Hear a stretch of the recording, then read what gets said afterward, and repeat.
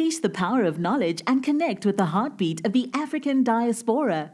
Download our African Diaspora News Channel app now on Google Play and Apple App Store. Stay informed with authentic and diverse perspectives, breaking news, and cultural insights.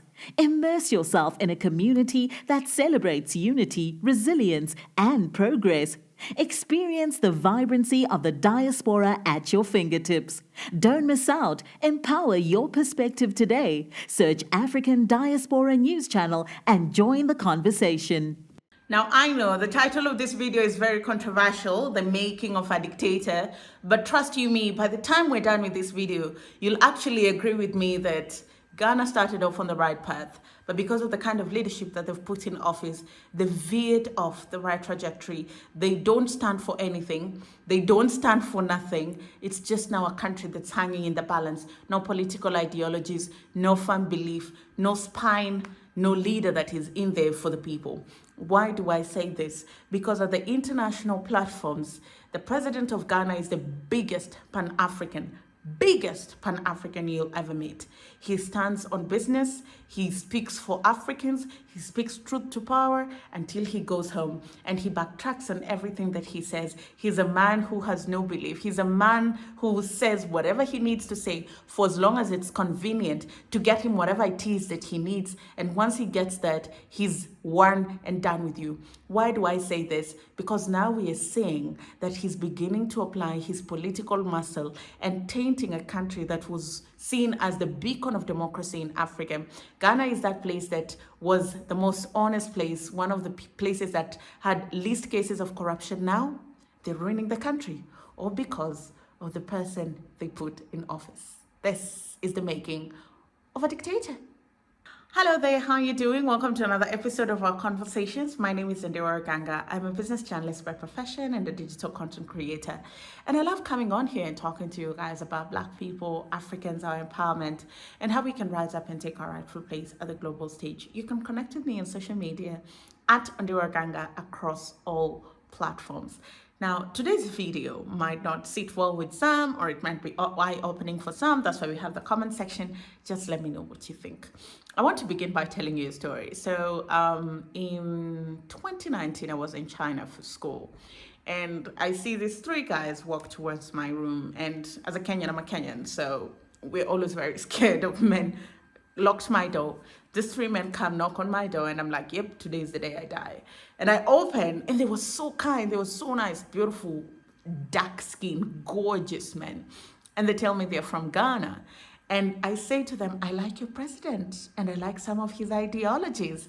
And they say, like, which ones? And I say, I like the fact I had watched him at the World Economic Forum, where he was being interviewed by international media. And he said that it doesn't make sense that African resources do not benefit Africans. Let me link that bite so you can understand what I mean.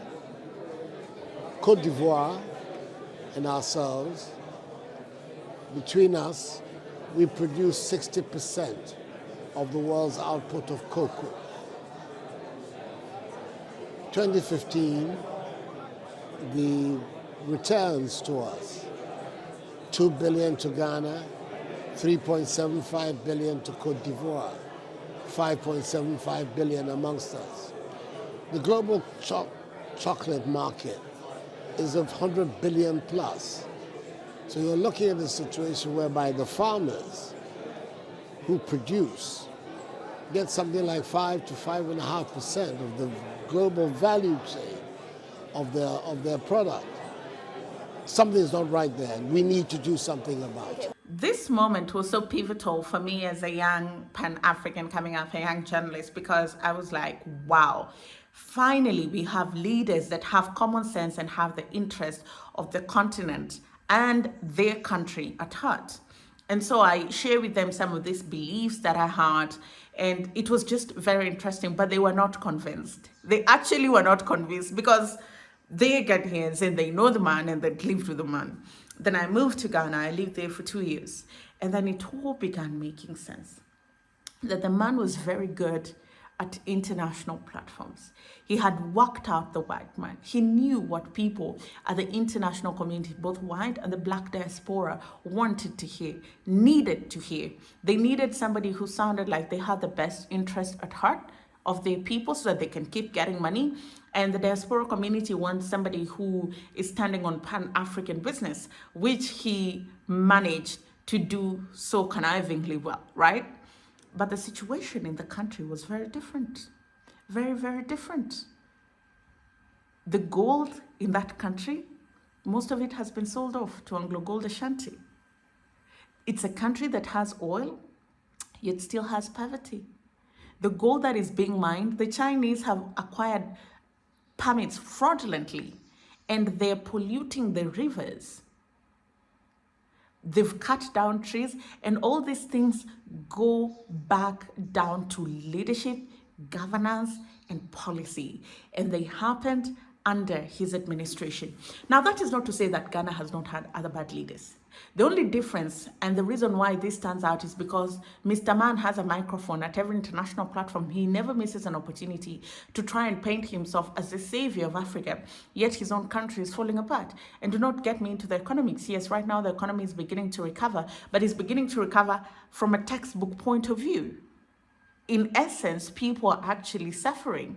Tissue went from 19 cities to 42 cities.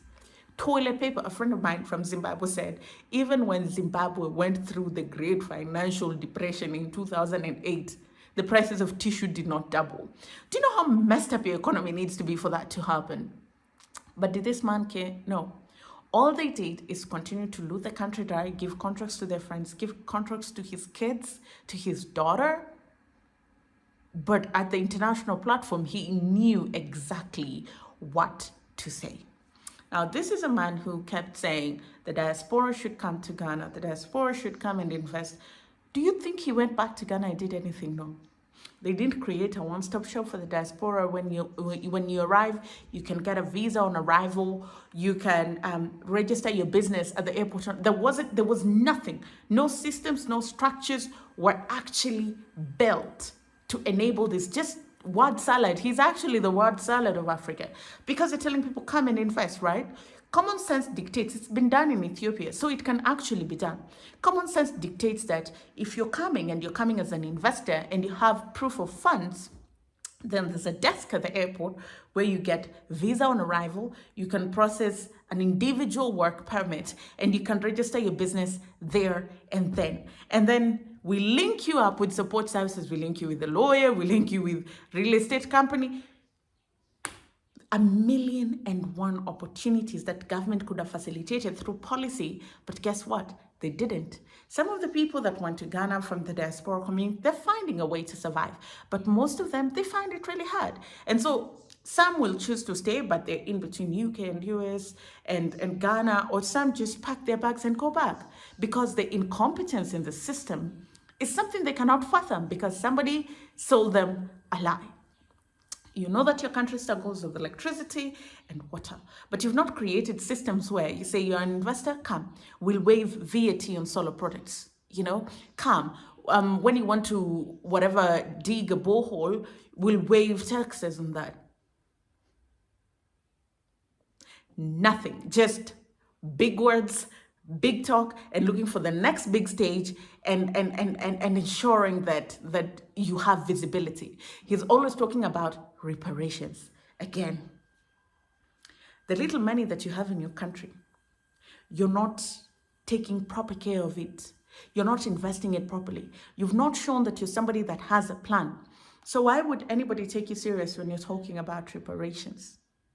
Tell me exactly why I would take you serious when you're talking about reparations, yet the small money that we give you as loans, you loot all of it. The country is unable to repay its debt. It defaulted on its debt.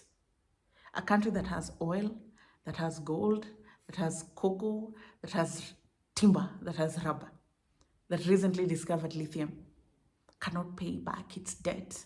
You know why? Because you borrow, you steal, and then what happens? You're unable to pay. Because even your resources, you've auctioned them to the highest bidder. Somebody at a dinner once told me that they were in Dubai in a really high level meeting. And one of the leadership said, actually, most of the gold here is Ghanaian gold. You guys must be rich. Show me where the money is. And now that political conmanship at the global stage has found its way to the local political scene. We saw this man cancel the convention where Dr. Arikana Chihombori, Julius Malema, Peter Obi, and Professor P.L.O. Lumumba were speaking at. But just not that. That was almost like what blew off the lid, and people began looking at the president very differently. What actually made me think twice about the president was when there was this campaign that was being run in Ghana anonymously. Nobody knew who it was. People had speculations, but nobody had come out to say who was actually behind it. They were called the New Force. And there were these masks, and they were pushing for an agenda where they want to change the leadership of the country. They want to take the country back, hold leadership accountable. And so they appointed a spokesperson, Shirley Abibiusi, if I've said that right. And she was very vocal. She's been in Ghana for quite a while. She's worked as a journalist. She was my former colleague at GH1 before going to TV3. Tell me why this lady was deported. Tell me why this lady was deported. Somebody that had a work permit, somebody that had been in the country for more than a year, all of a sudden her permit is fake. How was she in the country the whole year? Somebody that has done philanthropy work in the country, somebody that has met politicians in that country. What are you actually saying about your country and your systems? But then again, most importantly, what are you saying about yourself? How threatened as a leader would you be that when there's a new political voice coming up, you feel the need to dismantle it in the most disgraceful way by deporting the spokesperson? Now, if Cheddar was the right person to do the New Force, or if Shirley was the right person to be the spokesperson, yes, she's a foreigner, that's a story for another day. Focus on the fundamentals, that there's an alternative voice. There is an alternative voice. And what do? You say, I do not like political dissent, and you try to dismantle it. And it did not stop there. New charges of tax evasion were being now slapped on Cheddar. Cheddar is not new in Ghana. Cheddar has been living in Ghana for what? How many years now? Is it today that he's now the face of New Force that you've realized that Cheddar is evading taxes? What kind of political gimmicks is the president trying to play? And it just goes, he could have gone down. To be honest with you, he could have, because there are things that you can forgive. There are things that you can look past. You can say, okay, he will go down as a Pan-African because every time he went on the international stage, he brought these issues up, which are very important issues, even though he had challenges at home. Maybe we could have given him a free pass. But just the way he's behaving now, it just makes it very, very difficult. Very, very difficult. How then do you extend such a person grace? Don't even get me started when Kamala Harris came to Ghana. And now, after promising Ghanaians that there'll be no LGBTQ under his administration, he was speaking in church when he said this. The man backed down on his comments and said they'll go back to parliament. They'll ensure that everybody is safe and sound. Why? Ka-ching, ka-ching. He needed that Kamala Harris check. Why am I making this video? As Africans, we have to be very discerning. As Black people, we have to be very discerning. There's so many people who will come up trying to brand themselves as a Black messiah and voice of the community. And there's some people who are problematic, but they still speak things that make sense. But sometimes your words have to match with your actions. Yeah, you cannot say you're for Black people and then go ahead and oppress Black people.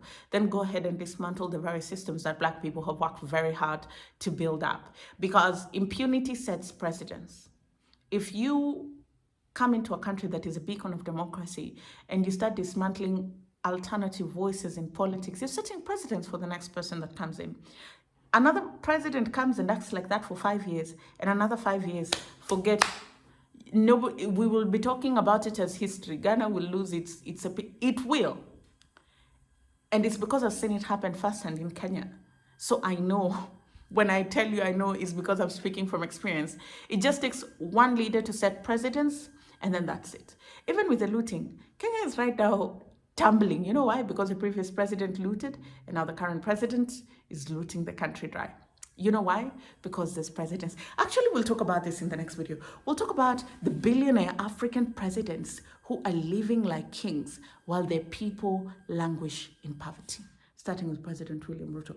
Let me know in the comment section if you'd like to see that video. Thank you so much for watching. I'll see you again next time.